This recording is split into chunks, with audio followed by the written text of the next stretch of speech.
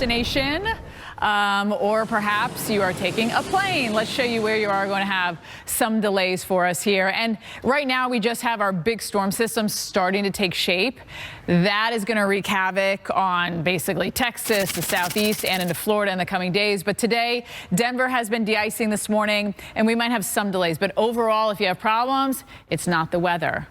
All right, so if they tell you it's the weather, though in Florida it is a little bit on the breezy side, so that could cause turbulence, so keep that in mind. A little bit of snow here, that is, poof, be gone into New York.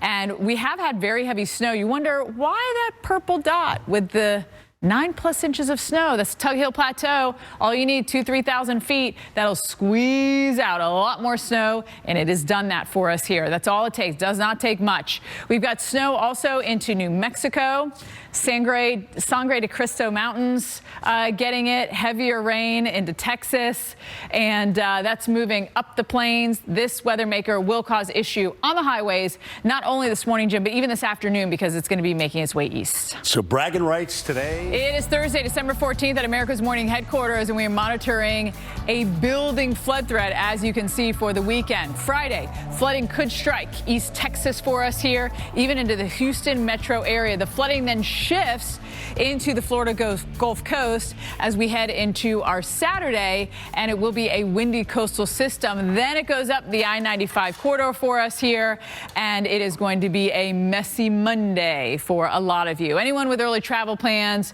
should really pay attention to this, because it's not just rain, Jim. I'm telling you, the winds are going to be a huge component. Yes, and you and I were talking earlier. Well, it's not my strong suit. You faked us there pretty good. I'm good at a lot of things. Being quiet, not one of them. Not one of them. I think you're great. Thanks, Jeff. Here's a look at the snow coming down, and we're getting it really from Kansas down towards Albuquerque. And we've had some decent totals, a foot. But overall, it's more in that like 3 to 5 inch range for us here. Just a little quick storm that's going to be making its way out. There are still some advisories lingering for Colorado, New Mexico, Kansas, Oklahoma, and portions of Texas. This is the culprit. It's going to be swinging east, and it's going to leave really, left over through tomorrow. We're only going to see another 3 to 5 inches. So we don't have another kind of massive snowfall coming for us. It's rain on the north side of that. Even some cold air getting in. Look at that snow coming down here into Kansas as well. And as we go essentially Albuquerque southbound, that's where it's going to be rain south of I-40.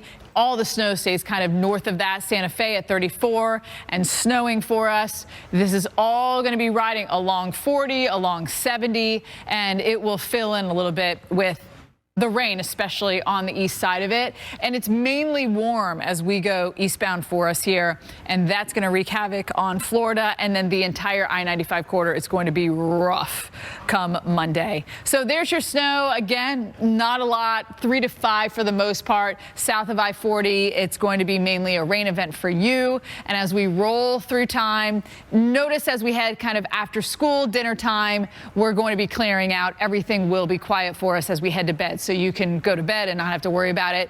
Amarillo, Lubbock, we could use some of this moisture here, and it's going to be getting into us later today. And then notice the green as we head east. That system is going to be riding along I-10, even I-20 as we go over the next several days. And then it really starts to crank. Jim, we have multiple pieces of energy and a lot of moisture that's going to be in this thing. Yeah, and I'm telling you right now, this thing has all. Welcome back into Pattern, your home for the latest news in climate and sustainability. I'm Steph Abrams. And I'm Jordan Steele. We're going to get into today's hot topics. And you know those ginormous blades that are used in wind turbines, right? When they're on the wind turbine, it doesn't look that big. When you've seen them driving on a truck, you're like, dang, that thing's big.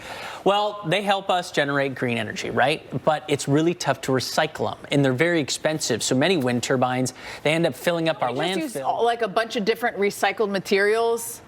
It's a great idea. All the plastic, like all the old milk jugs. Or, there's got to be something. Put that together and make them into these blades. I know they have to be sturdy because they withstand some big wind gusts at times. Think about those homes that were made out of plastic bottles that trash was stuffed into. Remember when we did that story? They ended up being really sturdy. Those could make a house. Yeah, you're right. That's sturdy. I mean, okay, let's just do it. I don't know why when creating them originally with this material in the first place. obviously became a problem when we had to create a lot of them. And we're like, wait, what do we do with these old ones? And I still don't know why, when they have their lifespan of 20 years, why can't you still use it if it's, I guess it turns flimsy, maybe. Maybe, and you don't want to break off and hurt, people or have a problem. That makes sense. All right, hot topic number 2. They finally did it. Yay! Brr, brr, brr, brr. Heinz has developed a recyclable cap for its squeezable ketchup bottles. The company says... This thing where they would allow colleges and students to do a production, and the winner would be in the Super Bowl. Yeah. Okay, so you have a company like Heinz. They go to colleges and be like, hey, guys, we're trying to do this. The winner will get funding or whatever, and that way you're not forking out the big dough on R&D to try to figure out how to make a recyclable cap. Do you know one time I knocked out my teeth in the front here when I was trying to shake, it was a glass Heinz bottle. You did? And I was going like that to shake it down. And you hit yourself? And I jacked myself in the face, but thankfully I'm long in the tooth, literally, and my teeth were like a lot longer, so it chipped off the bottom. My dentist goes, well, that's great, they were long anyways. He just like, oh my gosh, did you take a picture beforehand? I wish, but this was back in the day before you took a picture of every little thing you do, and it was all jacked up, and it was cutting my mouth until I got to the dentist. It was a mess. But thankfully I had long teeth. Like Lloyd Christmas, a little chipped tooth there. Oh no, it wasn't a little chipped tooth. It was like jagged, rough. Oh my gosh. Hey, we've all had a situation like that. Most of us is with beer bottles, though, as we take a sip. I was totally sober too. Wow.